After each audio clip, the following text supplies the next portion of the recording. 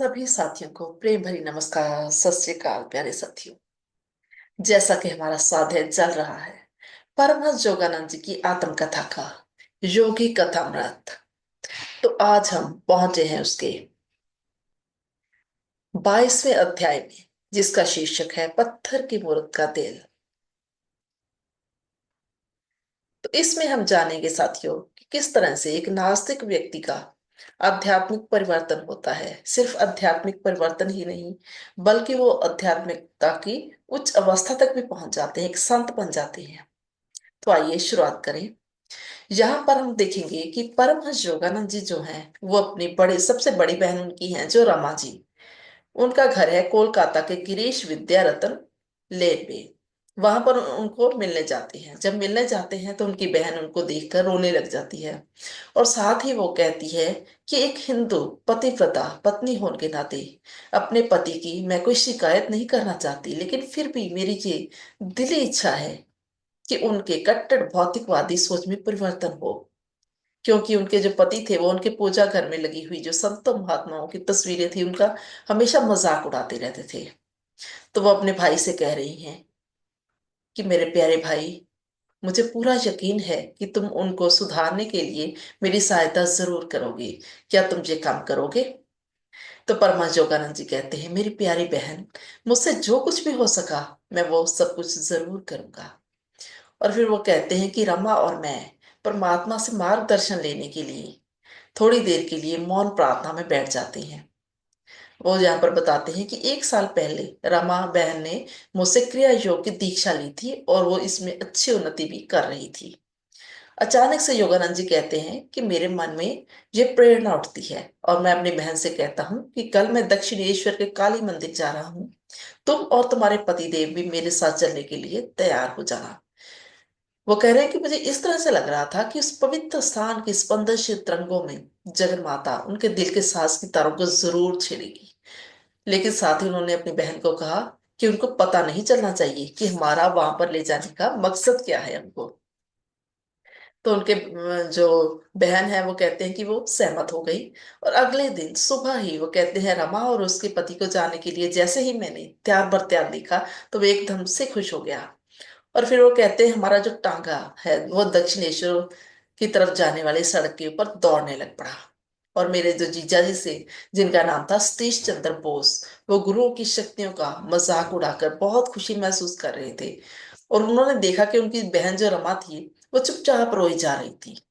तो योगानंद जी कहते हैं कि मैं उनके कान में फुसफुसाया कि बहन खुश हो जाओ, तुम्हारे पति को ये सोचने का मौका मत दो कि हम उनके मजाकों को गंभीरता से ले रहे हैं। तो फिर उनके जीजा जी ने फिर से मजाक उड़ाना शुरू कर दिया और वो बोले, मुकद्द, तुम्हें ये निकम्मे पखंडी किस तरह से अच्छे लगते हैं? मुझे तो इन साधुओं को देख कर ही घृणा होती है। या तो ये बिल्कुल हड्डियों कि मुठ होते हैं या फिर हाथियों जैसे हट्टे कट्टे होते हैं। जोगानंद जी कहते हैं कि उनकी ये बात सुनकर मैं जोर से ठहाका लगाकर हंसा और जैसे ही मैं हंसा तो सतीश बाबू मुझे नाराज दिखाई दिए और उन्होंने एक रोषपूर्ण चुप्पी धारण कर ली। और फिर वो कहते हैं जैसे ही हमारा टांगा जो है वो दक्षिणेश्वर मंदिर के अंदर दाखिल हुआ तो उन्होंने कहा कि लगता है ये दक्षिणेश्वर यात्रा मुझे सुधारने के लिए की जा रही है। और योगानंद जी कहते हैं कि मैं उनकी बात का कोई भी जवाब दिए बगैर दूसरी तरफ को जाने लगा तो उन्होंने मेरा हाथ पकड़ लिया और बोले, श्रीमान सन्यासी महाराज, मंदिर के प्रबंधकों से बात करके दोपहर के खाने का ठीक तरीके से प्रबंध करना मत भूलना। तो योगानंद जी बोले, मैं अभी ध्यान करने के लिए जा रहा हूँ और खाने की आप चिंता मत कीजिए, जगन माता सब कुछ संभाल लेंगी। तो ये सुनकर उनके जीजा जी कहते हैं, मुझे बिल्कुल भी विश्वास नहीं कि तुम्हारी जगन माता मेरे लिए कुछ करेगी, परंतु मेरी दोपहर के खाने की जो जिम्मेदारी है वो तुम्हारे ऊपर है। तो वह कहते हैं कि मैं अकेला ही फिर काली माता के विशाल मंदिर के सामने जो ड्यूटी बनी हुई थी वहां पर वो चले जाती हैं।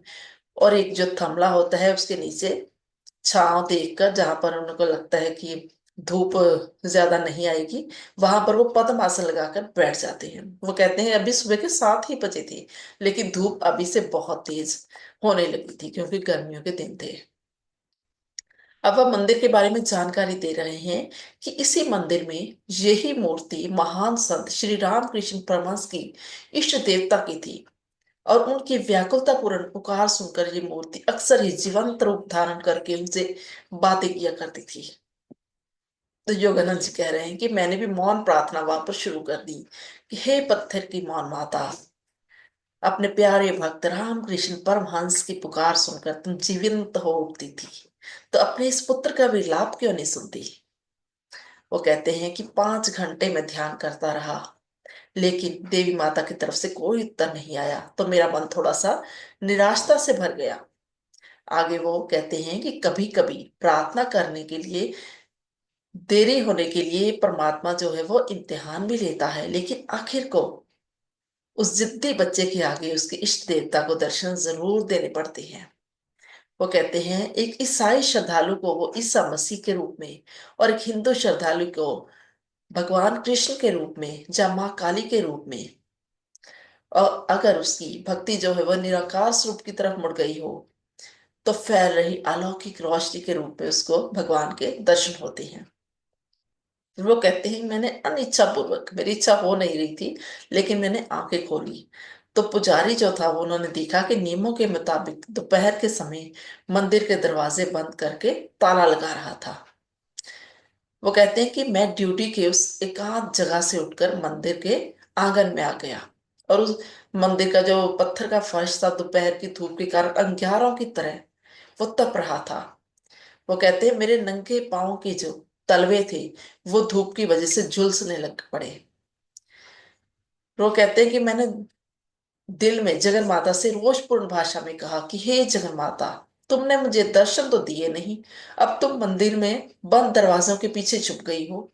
मैं अपने जीजा जी के लिए तुम्हारे पास एक खास प्रार्थना करने के लिए आया था। वो कहते हैं कि तभी उसी वक्त उसी क्षण मेरी आंतरिक प्रार्थना मंजूर हो गई।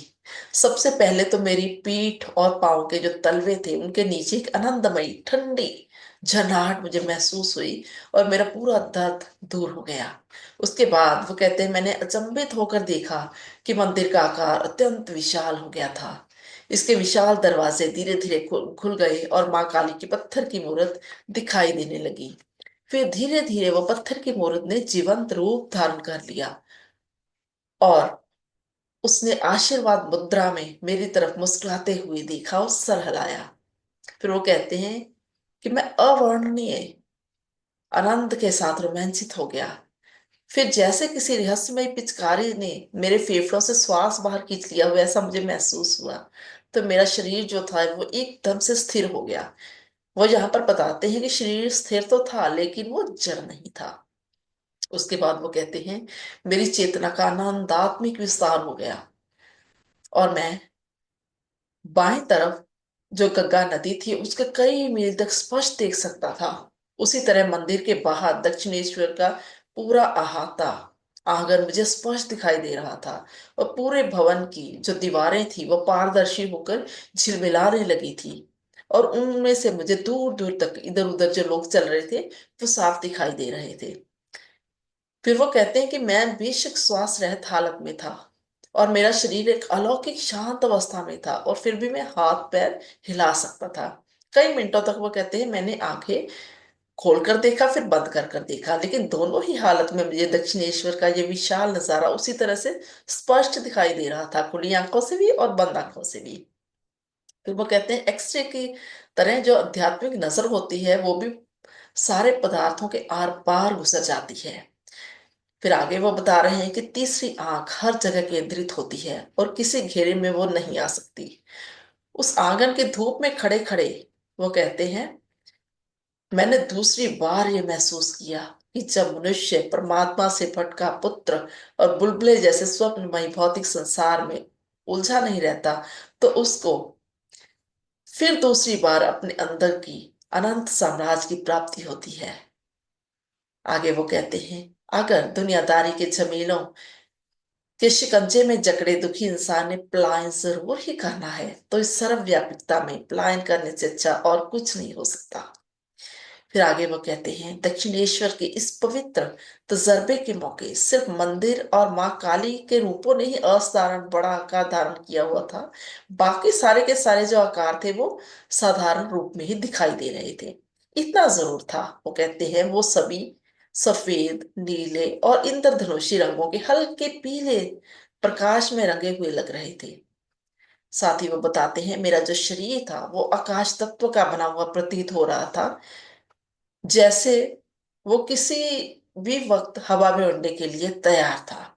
और अपने नजदीक के सभी में भौतिक हालतों से वो कहते हैं पूरी तरह से चेतन था। मैं इधर उधर भी देख लेता था और उस आनंदमय दैवी दर्शन में विघ्न पाए बगैर मैं दो चार कदम इधर उधर चल भी लेता था। फिर वो कहते हैं कि मंदिर की दीवारों के पीछे से अचानक ही मैंने अपने जीजा जी को पवित्र बेल के जो वृक्ष था उनकी कंडियाली जो टहनियां थी उनके नीचे बैठा हुआ देखा। वो कहते हैं कि मैं उस अवस्था में बिना किसी यत्न किए उनके विचार जो था पढ़ने योग्य हो गया था। और मैं उनके विचार जब पढ़े तो मुझे ये महसूस हुआ कि उनकी पवित्र की जो मंदिर की जो पवित्र तरंगे थी उनके प्रभाव के नीचे आकर उनके विचार कुछ उन्नत तो जरूर हो गए थे, लेकिन मेरे बारे में उनके विचार अभी भी ठीक नहीं थे। तो वो सीधा जगन माता की तरफ मुड़े और प्रार्थना करने लगे, जगन माता, क्या आप मेरे जीजा जी का आध्यात्मिक परिवर्तन नहीं करोगी? तो वो कहते हैं कि अब तक जो मूर्ति खामोश खड़ी थी वो अचानक से जीवंत हो उठी और वो बोली कि तुम्हारी मनोकामना जरूर पूरी होगी। तो वो कहते हैं, तो मैंने खुश होकर सतीश बाबू की तरफ देखा तो मुझे ऐसा परिवर्तन, ऐसा महसूस हो रहा था कि जैसे कोई आध्यात्मिक शक्ति उनमें परिवर्तन तभी उसी वक्त ला रही थी। और वो गुस्से से आग बबूला होकर खड़े हो गए। और उनको वो कहते हैं, मैंने मंदिर के पिछवाड़े दौड़ते हुए देखा और वो मेरी तरफ घूंसा लिए हुए आ रहे थे। फिर वो कहते हैं, अचानक से ये जो मनमोहक नजारा चल रहा था वो अदृश्य हो गया। जगन माता का तेजस्वी रूप अब मुझे दिखाई नहीं दे रहा था और वो जो मंदिर की जो पारदर्शिता थी वो लुप्त हो गई थी और मंदिर वापस से अपने साधारण आकार में आ गया था। वो कहने लगे कि सूरज की तपस से मेरा शरीर फिर से झुलसने लगा। और फिर वो छलांग लगाकर ड्यूटी की छाव छाव में चले गए।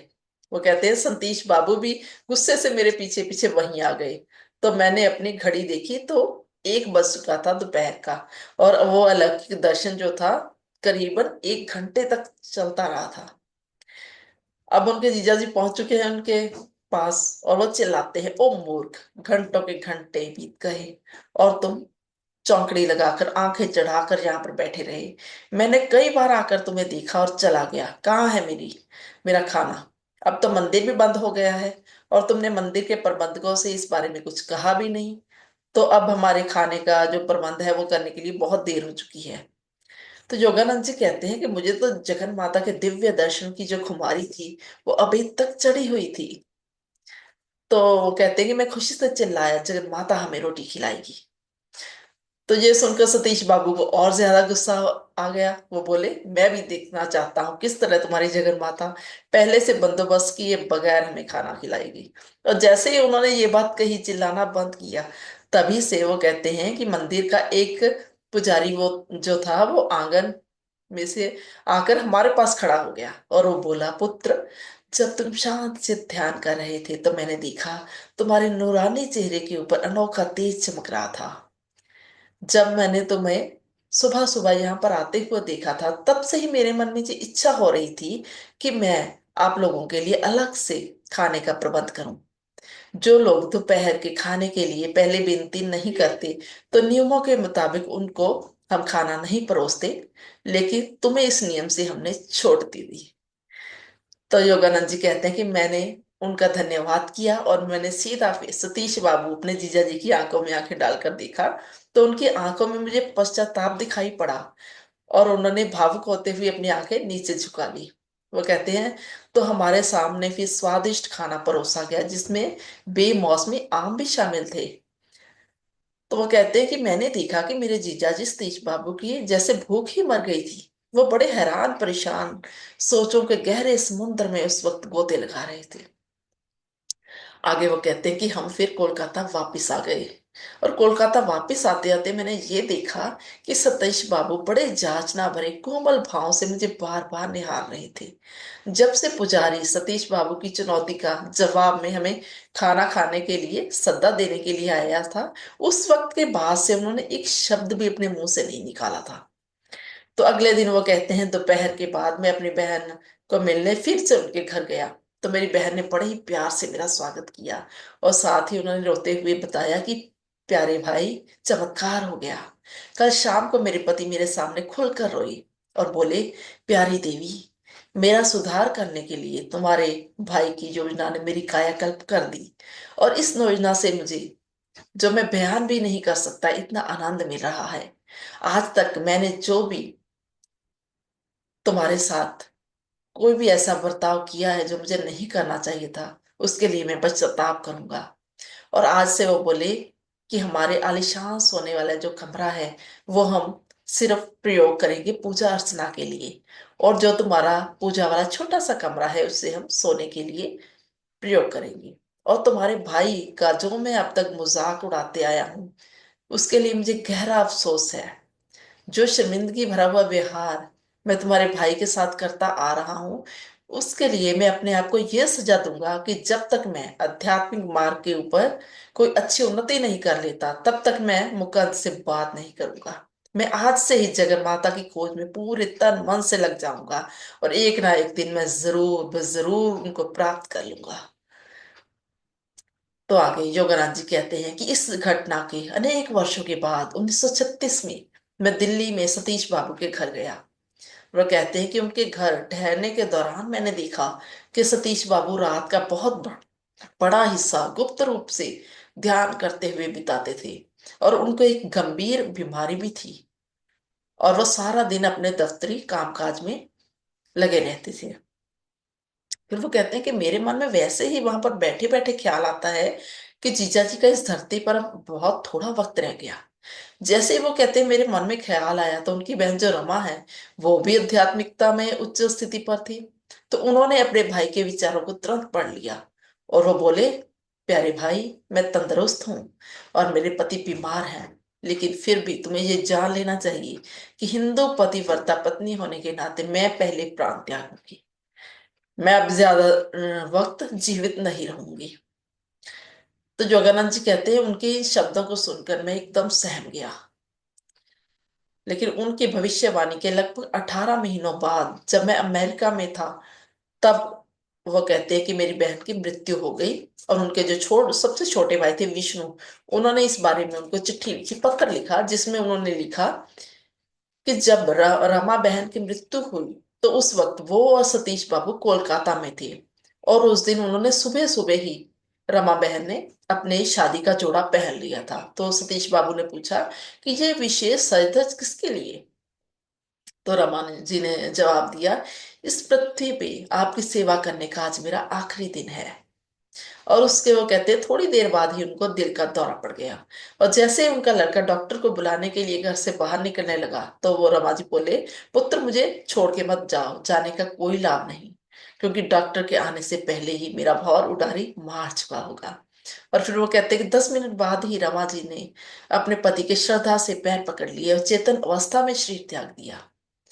और फिर वो कहते हैं अपनी पत्नी की मौत के बाद सतीश बाबू बहुत तन्हाई पसंद हो गए।